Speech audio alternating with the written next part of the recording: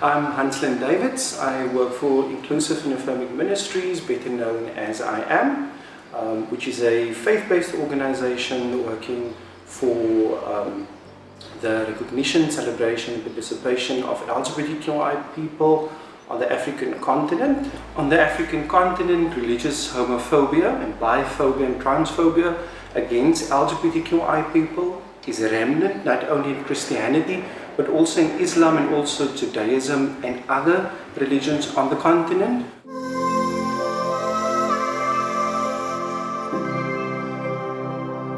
The common misconceptions around the Bible with regards to sexuality and gender diversity is that God actually came down on a white cloud and spoke to the authors of the Bible and it dictated every word.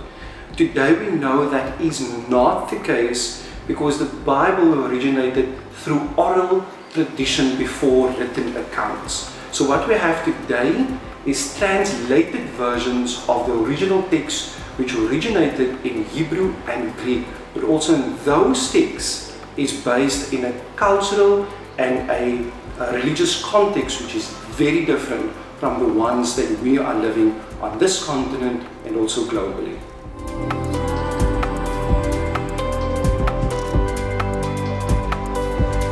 The Bible should always be read in communion and from a place of justice.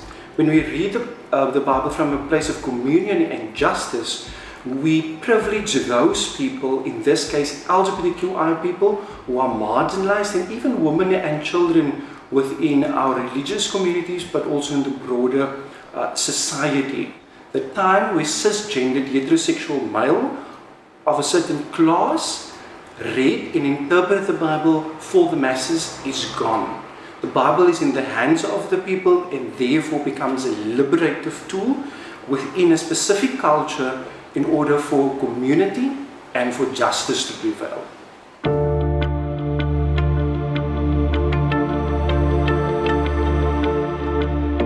One of the greatest cautions when reading the Bible is that phrase that says, "The Bible says." I sometimes find it ironic that the Bible says, but when you put your ear to the Bible, that the Bible doesn't speak. We have to read the Bible, we have to interpret, we have to make sense, and we read and interpret and make sense is hard work.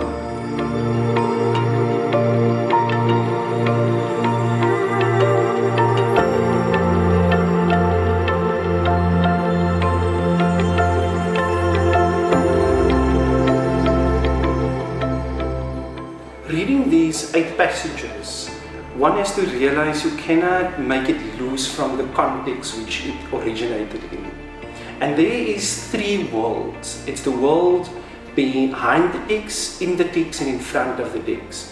And the world behind the text is the socio-political culture and religion that took place in the ancient Near Eastern times. And there is a certain culture and traditions that happened there.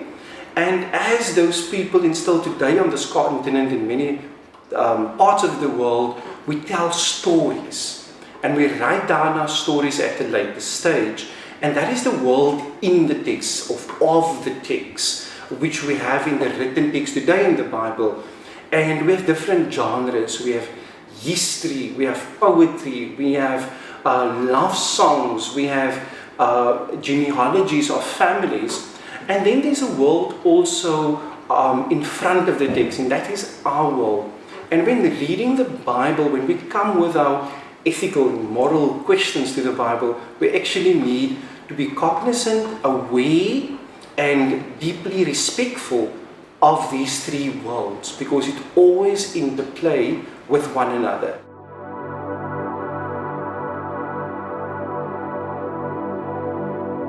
The story of Genesis 19 comes actually up in the 3 Abrahamic faiths, not only in Christianity but also in Judaism and also in Islam.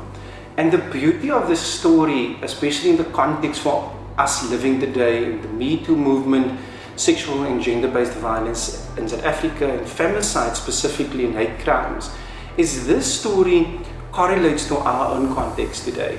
It is a story about sexual and gender-based violence because of inhospitality.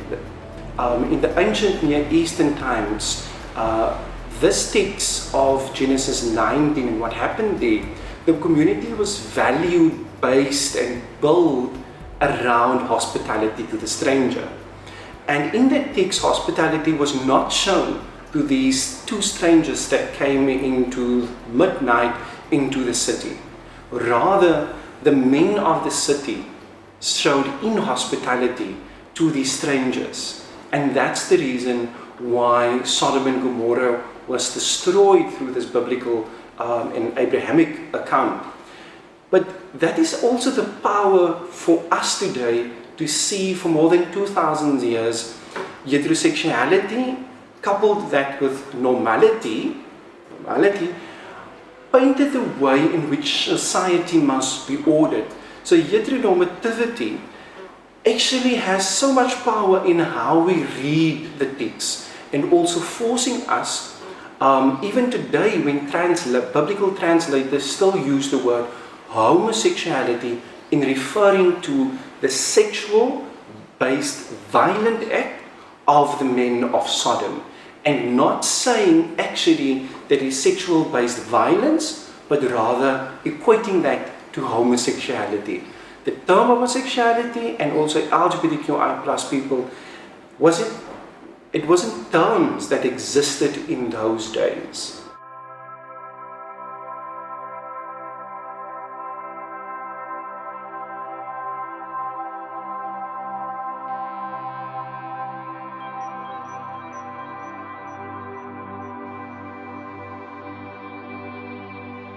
Leviticus 18 to 20, when it is used to condemn homosexuality, we must understand these two chapters within the context of Israel needed to be holy. They were the set-apart nation, so they thought, by God, and the purity laws was one of the assurities that they had within their faith practices in order to come to spaces of worship. Within these spaces of worship, they were also living alongside other cultures and tribes. And living alongside these cultures and these tribes and religious people had a practice called temple prostitution.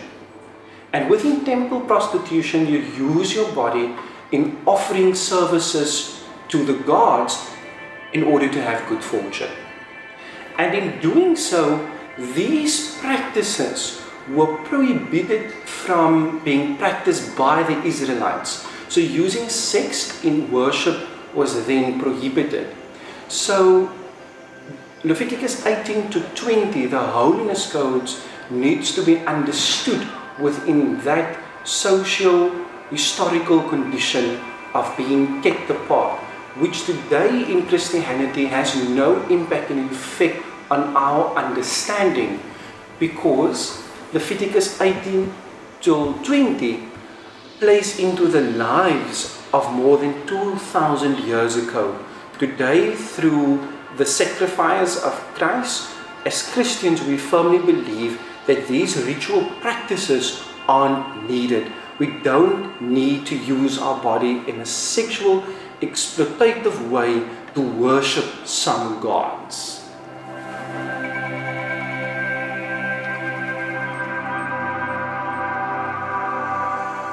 When we read the Bible, especially as queer people, we have found that there are interesting biblical stories.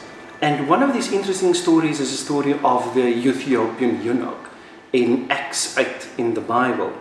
And the Ethiopian eunuch, as a eunuch, was part of a people in a class that was either castrated by birth or by people or by choice.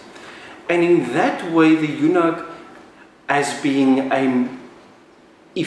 as a person that was without any form of masculinity or sexual organs in this case, was a trusted advisor even in the bedchambers of women. But these people in the tradition and in the faith of the Israelites was not allowed because of the deformity of their body to enter the temple, the sacred place of worship.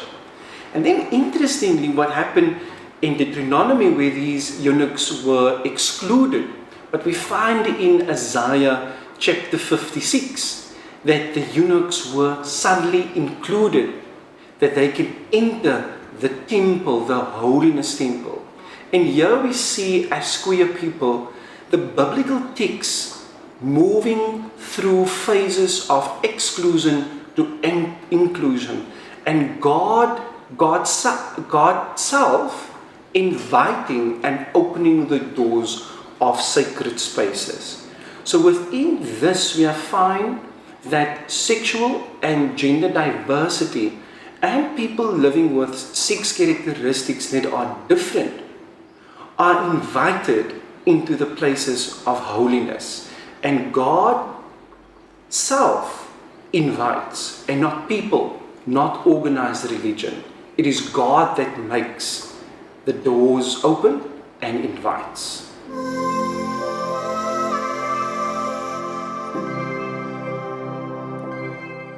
The Bible speaks about relationships, and when one reads the Bible from Genesis to Revelation, we always encounter a God that stands in relationship with people, with the earth.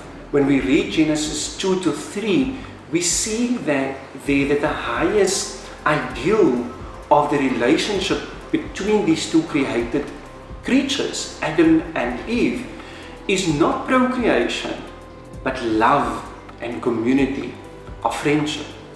And those three key cardinal elements of a relationship is also the cardinal elements which guide our relationships a lot of time with God, and most importantly, justice.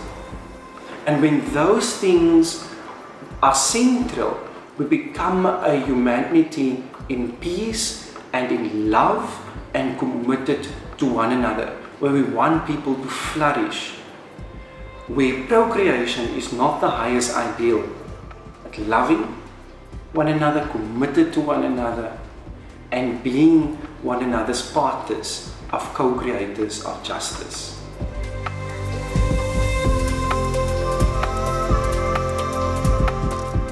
This toolkit, the Bible and Homosexuality, focus on the Bible as a sacred text, which is a lot of times used to condemn and physically harm LGBTQI+ people. This toolkit is actually geared towards LGBTQI people, parents and friends, and also religious leaders in order to combat religious homophobia, biphobia, and also transphobia.